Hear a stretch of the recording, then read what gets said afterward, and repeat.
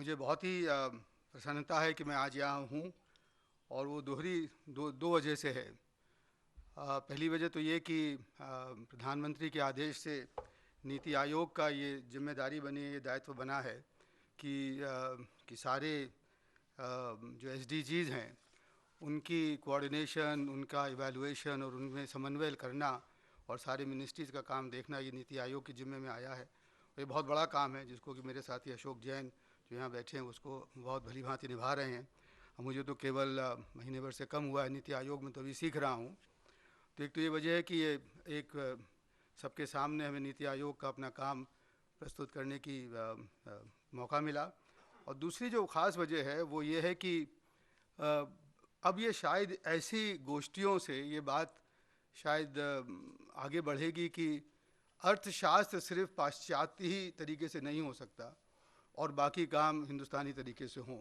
तो ये जो एक मेल है जो कि जिसमें कि नीति आयोग को दीनदयाल उपाध्याय जी इंस्टीट्यूट और आरएएस के साथ मिला के किया गया, तो मुझे लगता है कि पॉलिसी मेकिंग पहली बार हिंदुस्तान में अब इलीट एक्टिविटी ना होके एक जन साधारण की एक्टिविटी हो जाएगी और वहाँ से जो बात निकलेगी वो हमारी नीतियों में भी उसकी झलक आएगी। तो इसके लिए मुझे दोहरी खुशी है। और as I have said before and I have written before, I would like to pursue this much more than what has been done before, which is to root our policies and the policy formulation and its implementation within the realities, the Indian realities, the ground realities of India. And to that extent, the conversation on SDGs, and when Sachin used the word localization in the Indian realities and Indian tradition, I think is extremely important. And there I think it is important to remember that in the Indian context, the welfare of all, the welfare of the last person in the queue, the Antodaya as was mentioned, I think has been a part of our tradition for a very long time. It's not just new. I mean, it's not really even I think I'm sure Mr. Deendayal Upadhyaya would agree that this is something which dates back, in some sense, to our historical past, to a long historical past, that we have as a society always tried to insist that unless the last person, you cannot sleep, and you cannot sleep if the neighbor to you is hungry, and you have to have, they take care of everybody else, whether चाहे वो परिवार में हो या वो समाज में हो या मोहल्ले में हो, हर एक का ख्याल, सबका साथ और सबका विकास एक बड़ी पुरानी हमारी जो है प्रणाली चली आ रही है। और इसके लिए और वो एसडीजीज में वो बात वही झलकती है। और इसके लिए जो अभी पहले तो मैं यही वजह है, this is perhaps the reason that although the SDGs themselves have 169 variables or indicators, as I just read, and some people have said that it's probably about 200. In our own formulation, we have gone up to 273 because the way we have looked, we look at SDGs and the way we look at the welfare of all is much bigger and much broader than what is indicated here. And that task of developing the indicators has fallen to MOSPI, the Ministry of Statistics and Program Implementation. And NITI has been working with them. NITI Aayog has been working with them. We've done some hand-holding, and that cabinet note is now up for approval. And very soon we would have those indicators out in the public domain. And then after that, the voluntary implementation and review of those indicators would begin at all levels, not just at the ministerial level, but hopefully also at all state government levels and all other agencies. And I think this is where this would be the key as we go forward. What I did want to say that this is not something, the taking care of the last in the queue or taking care of the worst of not the the least of the most deprived is something which had also come into the World Bank and other Western literature. When I remember of the people like Joseph Stiglitz and Kaushik Basu, etc., had tried to say that it is sufficient to measure the growth of per capita income of the last decile, rather than measure the entire Gini coefficient or the coefficient of variation, etc. If you measure the last decile at any point of time, then, and if they improved, if that per capita improved, that means the society was improving, in itself. So there is already a great coordination, a great sort of syncing of the two ideas of Antodaya, of Deen Dayal Upadhyayji's Antodaya, and the World Bank idea of measuring the income, per capita income growth of the large decile. Unfortunately, that large decile thing has gone, has somehow disappeared, and we are back at measuring the welfare, people's welfare back in the same terms as GDP growth and Gini coefficient, etc. So that's one aspect of it, which is that it is not as if the SDGs are new to us. It is not as if the SDGs are being imported. SDGs, by the adoption of SDGs, which the Prime Minister has said reflects in his UN speech, are reflected in the very development agenda of this country. I think that's the key that we should remember. So we should not treat SDGs as something which is foreign or which is being imposed or imported to us. SDGs simply reflect our own aspirations as a society and have those aspirations which are rooted in centuries of tradition in our country. So that's the first point I wanted to make, this. The second point, I just wanted to make was that, the concept of integrated humanism is actually far beyond SDGs. Because if, in some ways, except that SDGs, Sachin referred to the point number 8, which talks about, the conservation of all environmental conservation, etc.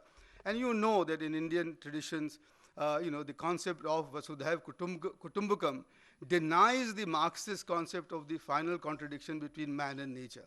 It actually completely denies it, it negates it. It says that there is no such contradiction, there is no question of conquest of man, by man of nature. In fact, the two have to live together, so that the environmental protection, the fact that we want to live together is inherent, is enshrined in our own values. But integrated humanism actually goes beyond that.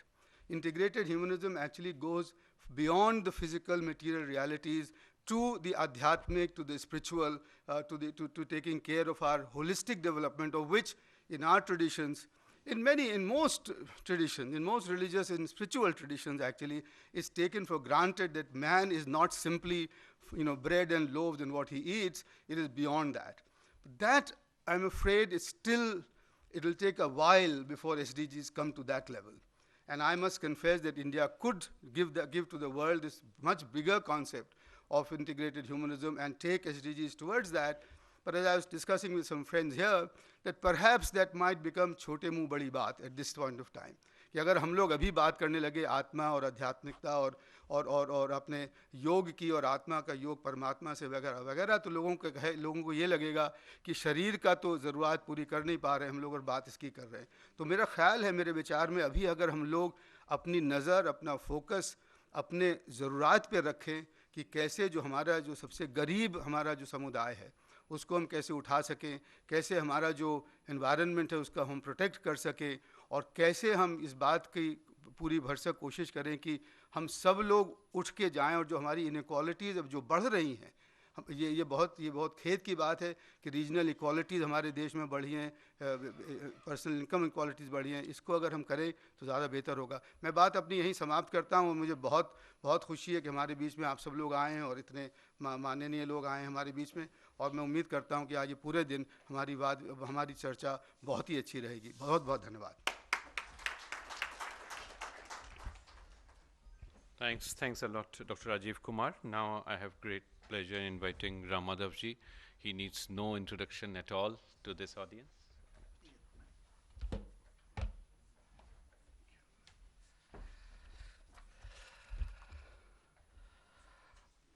मान्यवर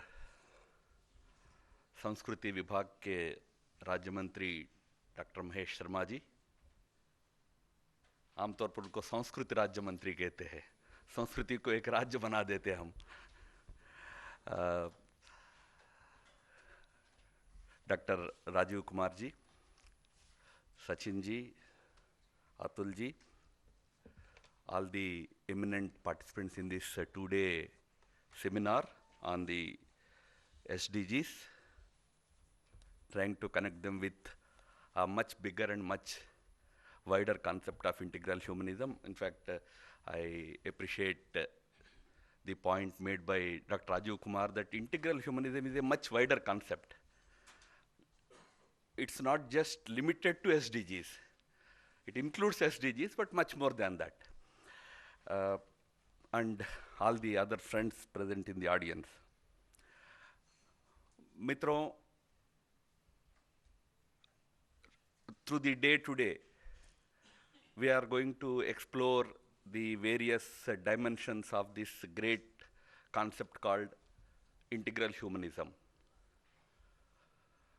My job is limited to making a few initial comments by way of the so-called keynote address. So I shall not try to get into too much of the details of what integral humanism is all about. I have gone through the schedule today for the sessions, and it is going to cover all the important aspects of integral humanism in different sessions. Let me begin by saying that when we decided to have something called millennial development goals in year 2000 for a period of about 15 years,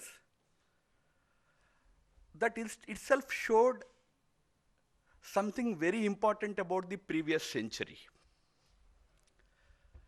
The 20th century was actually a laboratory of ideas.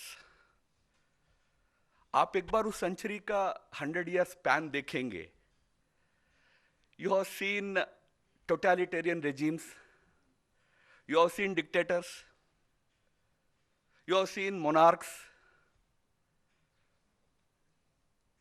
you have seen the rise of democracies, you have seen the rise of capitalist ideas,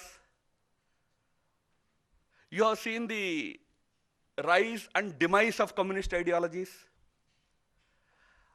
Socialism in action was witnessed in the 20th century.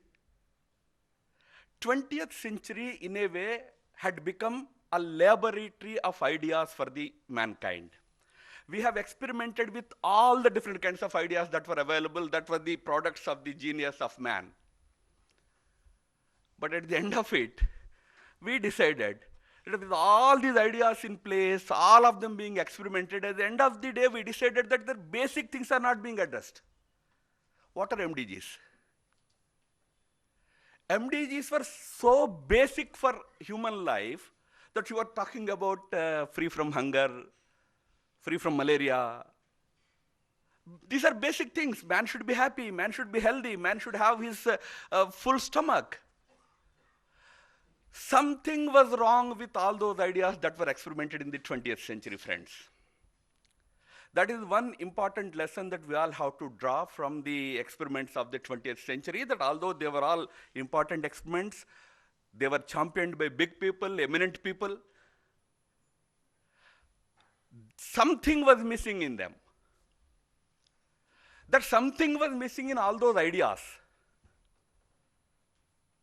was eminently highlighted by two important persons in the last century.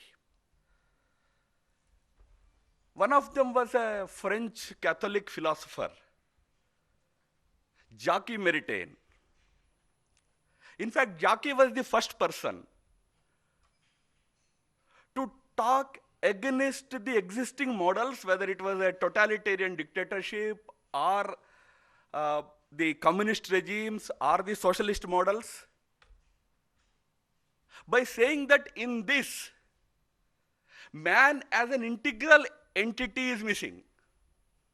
Either man is seen as a political entity, give him a vote, what we call as democracy. Man is a political animal. Or like how the socialist and communist idea, basically communist idea which has, slightly diversified into socialism, that man is nobody. It is the state, which is everything, which is all important. In both the ideas, the integral entity of man has not been acknowledged, has not been recognized, is what Jackie first identified and highlighted sometime in 30s. Now, in fact, I would say his theory of integral humanism was 30 years older than Deen Dayalji's integral humanism. He wrote about it in 1936.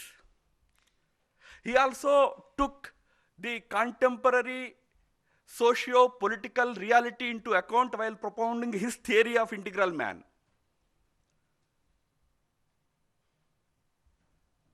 Incidentally, after about 3 decades, after India became independent in 1947, almost 15-20 years after India's independence,